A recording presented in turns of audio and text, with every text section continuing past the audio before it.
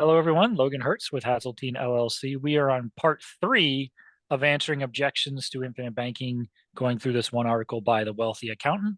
I'm here with Peter Nelson of Nelson Insurance Advisors. Peter, how you doing? Living the dream, Logan, living the dream. Okay, let's just jump right into it. I'm going to share my screen. We're going to just pick up right where we left off, and we're going to start going through this again. Okay, so I love this all caps here. We already went through this and showed how this all caps just shows his own ignorance of some pretty basic understanding. Okay. Okay. So I'll kind of read a little bit of what we already been through and then move into what we have not read yet. So worse, the insurance company may charge 5% while crediting your cash value 3% on the monies borrowed out. $1 million in loans means you are pumping an additional $20,000 per year into your whole life policy. This further reduces your rate of return. If you don't make payments, no problem, as long as you have enough cash value to pay for the interest, thereby increasing your loan amount. When the cash value runs out, the policy lapses and tax problems follow. Okay, that's actually not too far from the mark. So if you have $1 million in loans, it is true that you are being charged interest on those loans. That interest, as he mentioned, can be accrued indefinitely. You don't have to make any payments on them. Okay, because the death benefit will pay off those loans on the day that you die. And by construction, the death benefit must be more than the cash value. Okay. And it is possible, theoretically possible, if you're not being responsible, maybe if the policy wasn't structured properly, you don't know what you're doing, it's possible that you could take out a bunch of loans, not repay them, and lapse the policy. That is possible. So I'm not necessarily going to disagree with what he's saying here. But Okay. first thing I got to ask about that real quick is, okay, so why'd you take out the loan to begin with, right? I mean, if you're doing Right. it the way me and you were built it, you probably access the money to take advantage of some external opportunity or something, right?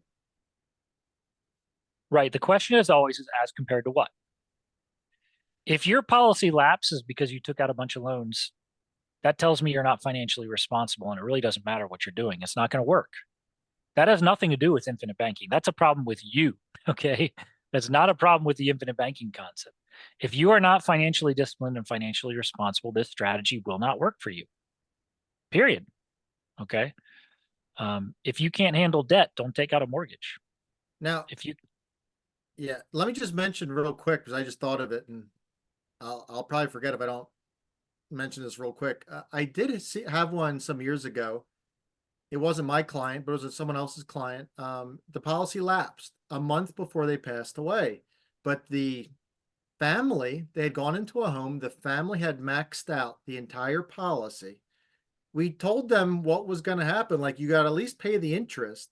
They never paid the interest. It literally lapsed a month before the person died. And then, of course, the estate got a 1099. But they knew in advance what was going on. So it can happen. I've literally seen it happen over 22 years of doing this, but something's got to go wrong in order for that to happen, right? I just wanted to mention right, that. right. And in my response would be, yeah, but having your whole life policy lapse is probably better than any other alternative, right? At that point, if your policy lapses, okay, that's not a good thing, but it probably actually helped you more than anything else, right? Because you mentioned they got a 1099. That means they had gains in their whole life policy. That means they got more out of their whole life policy than what they put into it. So they lost that death benefit, but they didn't really, strictly speaking, take a loss. So again, he's looking at one thing in isolation. Okay, I was thinking about this. I'm going to go into a bit of a rabbit hole here, but this is important, right?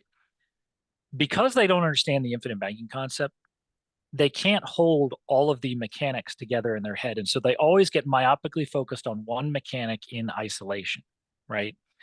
It's kind of like if you don't know what a house is, you might get confused with confuse a house window with a car window and you just see a window, right? You don't know what it is, right? If you can keep the concept of house in your head, you don't get confused when you see doors, walls, square footage, windows, right? You don't get confused by all that. It's not complicated because you understand what a house is.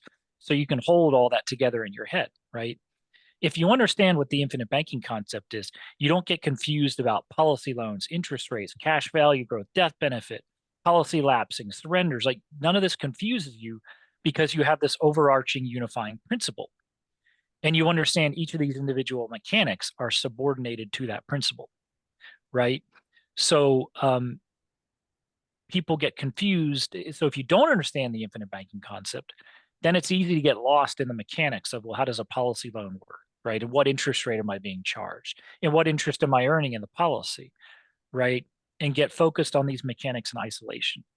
Because if you look at any one thing in isolation, of course you can make it look bad. It's easy to make it look bad, right? If you get as this guy does, if you get myopically focused on what is my cash value in only the first 2 years of the policy, well, of course it's going to look bad, right? We always say this is a long-term strategy. If you look at it over 2 years, it doesn't make any sense, right? That's the trade-off. There's always a trade-off. There's always a trade-off, right? Yeah. So because he can't think conceptually and he can't see the broader overarching principle, he's getting lost in individual mechanics. And yes, some of the drawbacks he's pointing out are real. Absolutely. You could lapse a policy if you're not responsible with borrowing. That's true. Okay.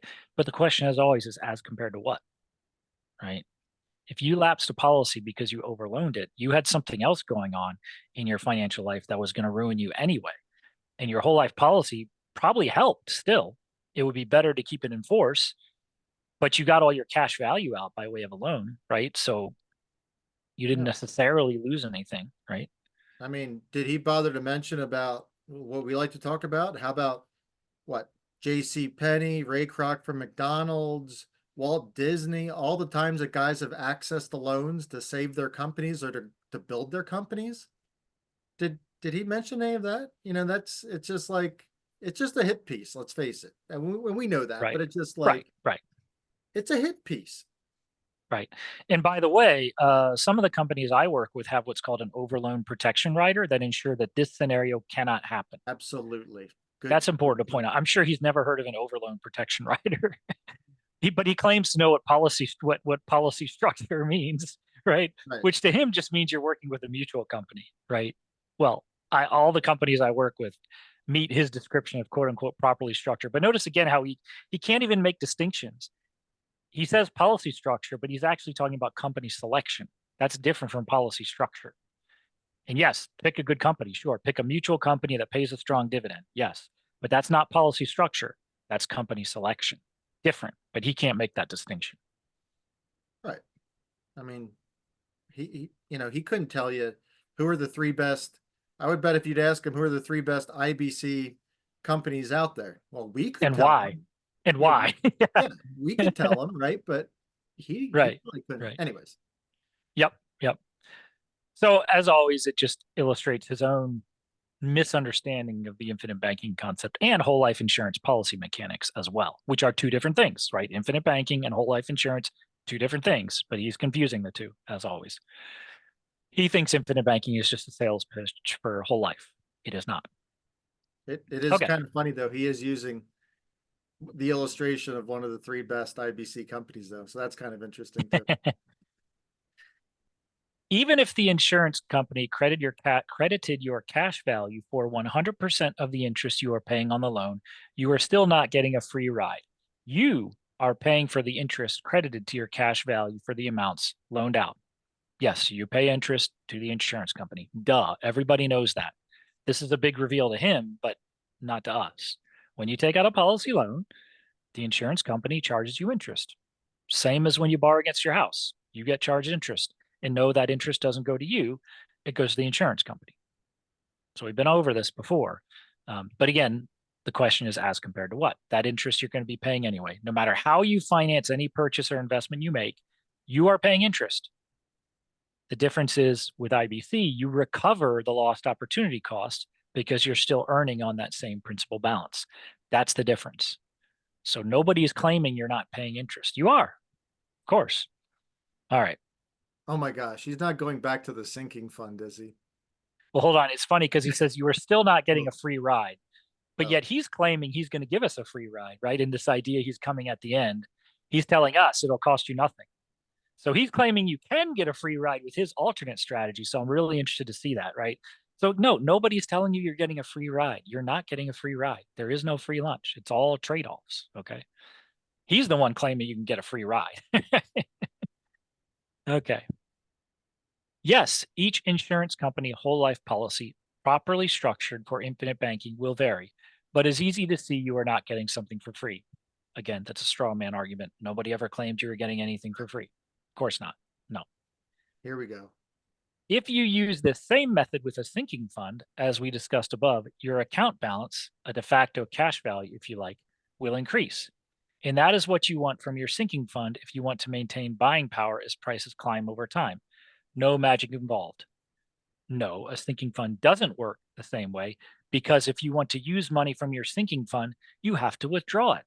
So if you have $100,000 in your sinking fund and you withdraw $50,000 to go and make a purchase, now you're only earning on $50,000 in your sinking fund. Okay. Whereas if you have $100,000 in cash value in your whole life policy and you take out a $50,000 policy loan and go and make that purchase, you're still earning on $100,000 of cash value. So you never interrupt the compound interest you're earning. Whereas in your sinking fund, every time you use it, you interrupt the compound interest curve. Okay. There's a huge difference there. Huge difference that he's missing. Yeah, the only reason your sinking fund keeps growing is because you have to keep replenishing it. You have to keep replenishing it, right? You don't have to do that with whole life. Now there's a reason why we recommend you keep making premium payments because it gets better every year. Okay.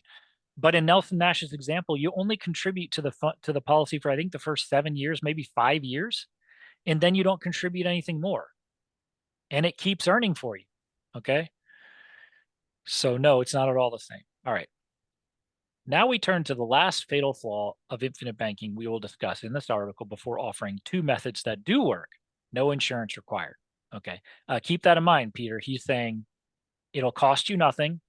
There's no insurance required in his solution. Okay. And you're getting it for free, and he's not trying to sell you anything. So keep that in mind when we eventually do get to his solution, which we probably won't get to in this video. But Yes. I want you to keep in mind all the promises he's making. He's giving you something for free. It's not going to cost you anything. He's not trying to sell you anything. He's just doing this for out of the goodness of his heart, right? There's no insurance company involved. Keep that in mind. Keep track of all these promises that he's making, and let's see Is how there many of gonna them he can actually deliver on. is there gonna be a beatification process for the wealthy accountant? Sorry. Yeah, I mean that would constitute a miracle, wouldn't it? I mean that's a financial miracle he's doing. Okay. You can't have your cake and eat it too. Here is one nightmare infinite banking proponents never want to talk about. When you die, what happens with your whole life insurance policy? Your beneficiaries get the death benefit as promised in the contract between you and the insurance company. Wonderful. What happens to the cash value? The insurance company keeps it. Oh We've my addressed this. We've gosh, addressed this so not many this one. times. This This this is one. this is This one of the one. most ignorant this is one of the most ignorant comments about whole life, and it's so ridiculous. And well, let me just read a little further because Okay. we've addressed this one so many times. But The minute that you hear this, you need to run away because the person's incompetent. Okay, I'm sorry. They're just that evil insurance company, they kept your cash value. I mean, how dare them? They're just robbing you, aren't they? They're just robbing you. oh my God. Okay. All right. Let me keep reading. We'll address this, but this is guys, this is one of the most ridiculously ignorant fallacies that gets bandied about. This is another way someone knows nothing about whole life insurance when they claim the insurance company keeps your cash value when you die. Just like when someone says whole life insurance is a poor investment, right? That tells you they don't know what they're talking about. Okay. Remember when I mentioned the loan from your cash value comes from the insurance company's general fund? Well, that is because the cash value belongs to the insurance company. You have a right to borrow from this cash value, but make no mistake, all that cash value belongs to the insurance company, not you. The insurance company has a contractual obligation to loan you money under certain terms outlined in the policy until you die. Okay. So if the insurance company has a contractual obligation to loan you your cash value, and he says under certain terms, no, with no repayment terms. So you have the guarantee right to borrow against that cash value anytime you want. There's no credit check, no nothing. They can't decline you with no repayment terms. Then it's immaterial that the cash value technically belongs to the insurance company. You control it. You effectively own it. Okay. Is that, And the fact that it's in the insurance company's general fund rather than in your pocket is a good thing. Who's going to do a better job of managing that cash value and keeping it growing all through these times of enormous dislocation? You, Mr. Average person who doesn't know anything about finances, or the insurance company. So yeah. that's a benefit. That is a feature. That is not a drawback. How'd that happen how'd that work out in the Great Depression when we had bank holidays, but yet all the life insurance companies were still liquid? Yeah, You know? yeah. And like we talked about before, your money in your bank account is not yours either. So the implication, again, is what he's not saying more than what he's saying. The implication is that, well, but if you have money in a bank account, that money's yours. No, it's not. That belongs to the bank. You're just an unsecured creditor. So the question, as always, is as compared to what? As compared to what? And Okay, technically that money belongs to the government if it's in a bank account, because we all know who controls all the banks, right? right. So So what happens to the cash value? The insurance company keeps it. Okay, what is cash value? Again, these people don't understand what they're talking about. So they think cash value and death benefit are two different things, like they're separate. No, they're not. Cash value is the net present value of that future death benefit. So if you have $500,000 of cash value and $1 million in death benefit, those two are not additive. The death benefit is inclusive of the cash value.